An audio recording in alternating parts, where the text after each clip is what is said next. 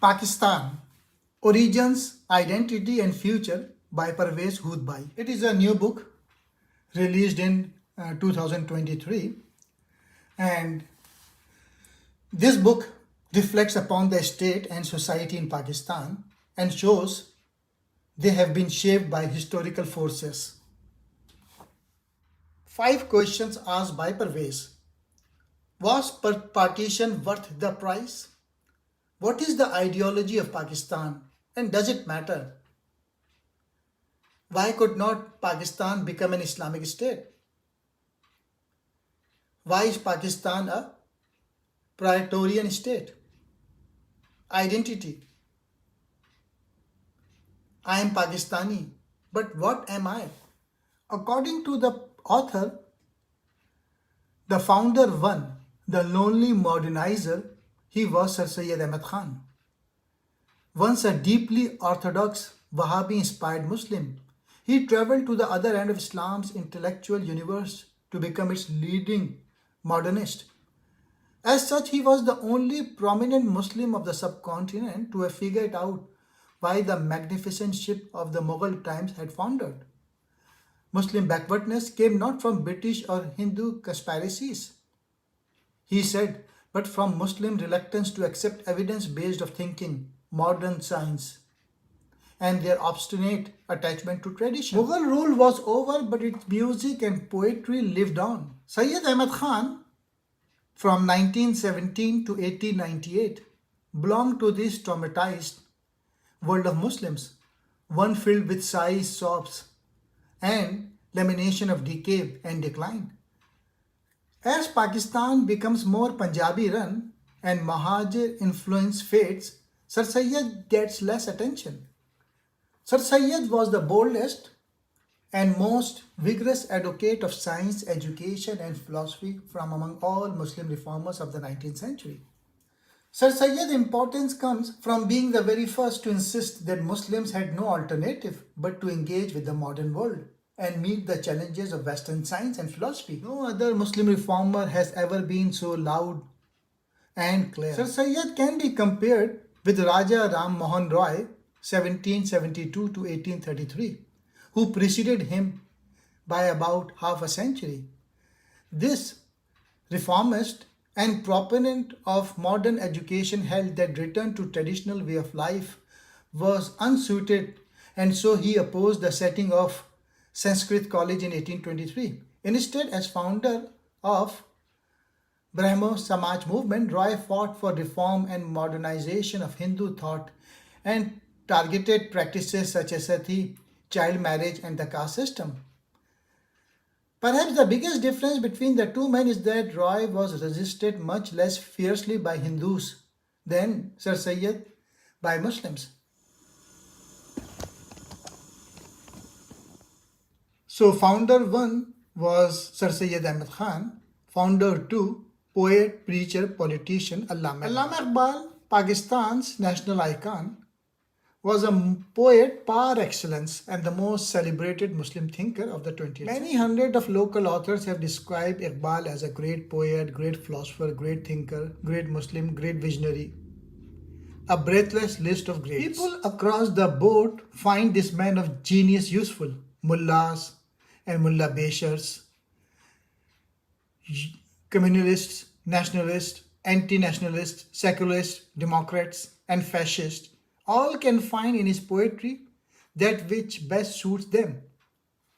His brilliant verses in Shikwa dwell upon past Muslim pride, calling for a return to the faith as the way towards the future. The hyper-masculine Mard-e-Momin is an idealist Muslim male, a remodeled Superman along Nietzschean lines, who crave martyrdom in service of the faith.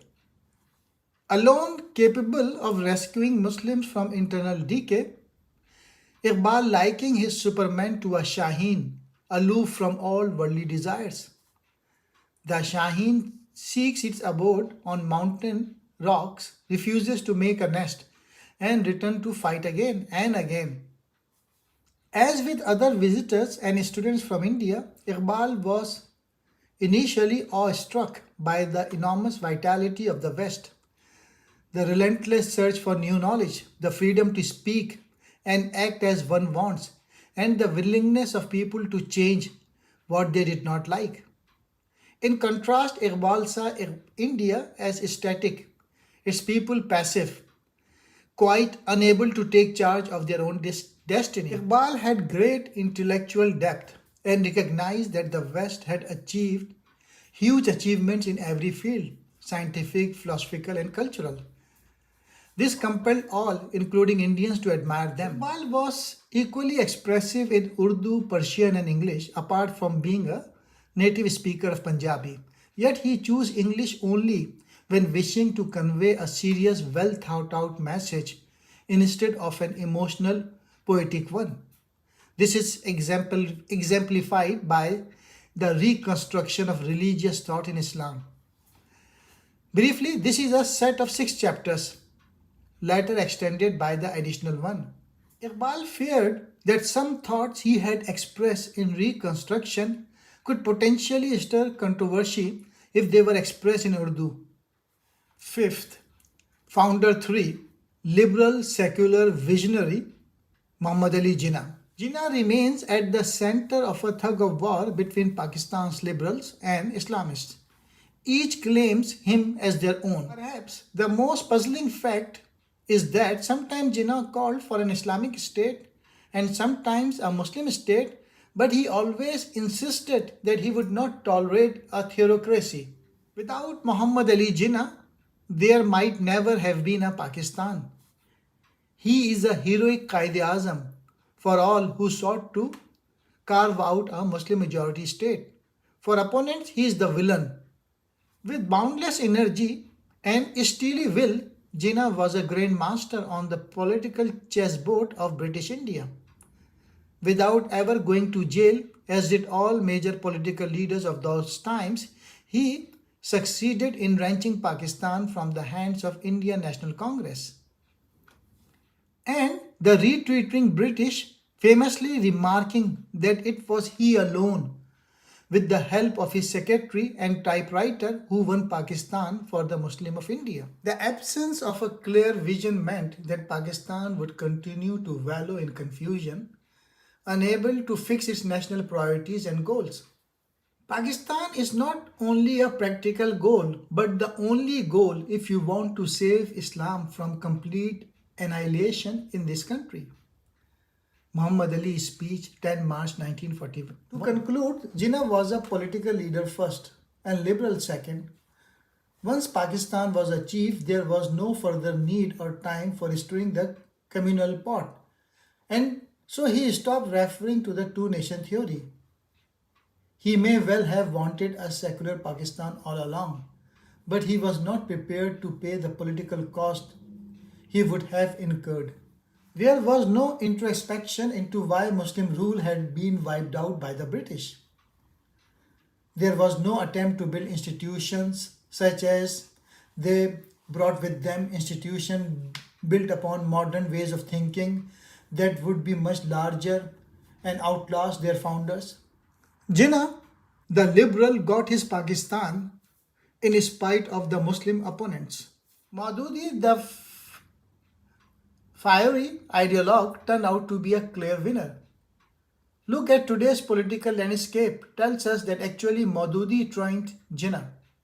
Islami Jamiyat-e-Talba has maintained a strong presence in most public universities that shows no signs of fading. Azad never visited Pakistan but turned out to be hugely relevant. He was amazingly accurate in predicting that the united Pakistan could not last long. It is hard to predict how India's future will plan out. Will India become a Hindu version of Pakistan, as Maulana Azad feared? Any country born with two parts separated by 1,000 miles of a hostile country, formed solely because the two shared a common religion, would be considered to have a serious birth defect. Many are surprised that after a bloody separation, West Pakistan's poor cousin has become less poor and more hopeful than the parent country. Punjab still doesn't want to know why Pakistan break up. Did Pakistan learn anything from the experience of 1971? The speech on 23rd November of outgoing army chief suggests that if any, it was surely very little. He laid the blame elsewhere. East Pakistan was a political failure, not military one. Bangladesh and Pakistan are different countries today because they perceive their national interests differently. Bangladesh sees its future in human development and economic growth. Water and boundary disputes with India are serious, and Bangladesh is suffering. For Pakistan, human development comes second. The bulk of national energies remain focused on checkmating India and liberating Kashmir. Relations with Iran are therefore troubled, and relations with Saudi Arabia have cooled because Pakistan is unhappy with their closeness to India. But the most expensive consequence of the security state mindset was the nurturing of extra state actors in the 1990s. Ultimately, they had to be crushed after the Army Public School massacre of 16 December 2014 by the Taliban. This, coincidentally, was the very day Dhaka had fallen 43 years earlier.